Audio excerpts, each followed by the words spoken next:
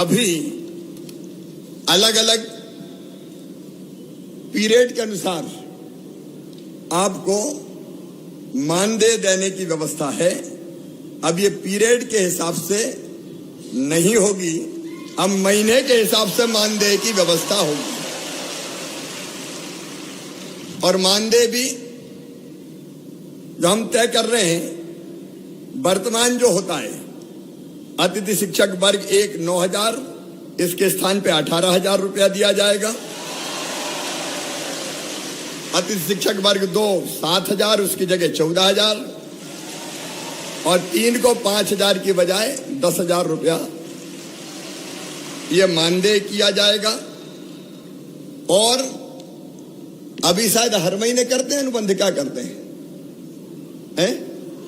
साल का, तो अब बीच में कोई भी गैप नहीं होगा। एक बार अनुबंध हो गया तो पूरे साल चलेगा, क्योंकि कुछ समय पढ़ाए वो उस समय करें क्या, आखिर उनकी भी तो जिंदगी का सवाल है। और इसलिए एक बार अनुबंध का मतलब साल भर उनकी सेवाएं चलेंगी। लेकिन इसके साथ साथ अब इस अनिश्चितता के भंवर से निकालने की भी एक परमानेंट कोई योजना बनानी पड़ेगी। और इसलिए हम एक शिक्षकों की भर्ती में अभी तक अतिथि शिक्षकों को केवल 25% का आरक्षण था, अब 50% बढ़ा के किया जाएगा।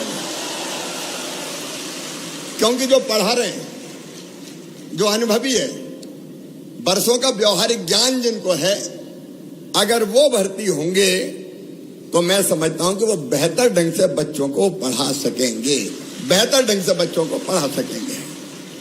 और ये व्यवस्था अगली भर्ती से ही जैसे होती है तत्काल हम लागू करने का काम करेंगे। और अतिथि शिक्षकों को उच्च शिक्षा विभाग के अनुसार प्रतिवर्ष 4 और अधिकतम 20 अंक बोनस के रूप में ये प्रदान किए जाएंगे, ताकि अधिकतम उनका चयन हो सके, उनका सिलेक्शन हो सके। आप पढ़ाने का काम कर रहे हैं, लेकिन पूरे मान और सम्मान के साथ पढ़ाएं।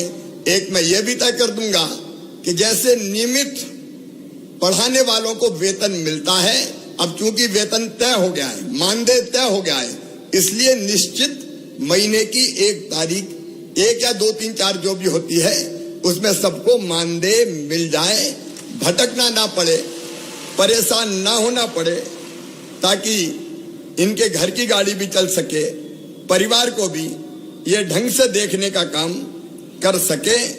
और एक मैं गुरुजियों की तरह एक योजना बनाऊंगा कि जिसमें पात्रता परीक्षा लेके भी हम अतिथि शिक्षकों को नियमित करने की दिशा में आगे बढ़ सकें। जब गुरुजी के लिए किया है तो उनके लिए भी हम सोच सकते हैं।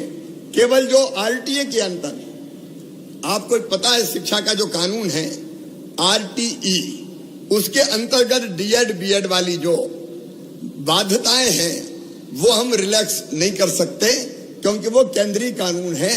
लेकिन उसको छोड़ के मेरी इच्छा है कि तुम सब नियमित हो जाओ, ढंग से पढ़ाओ, बच्चों को भी ठीक से पढ़ाओ, और बच्चों के साथ साथ अपने परिवार का भी आप ध्यान रख पाएं।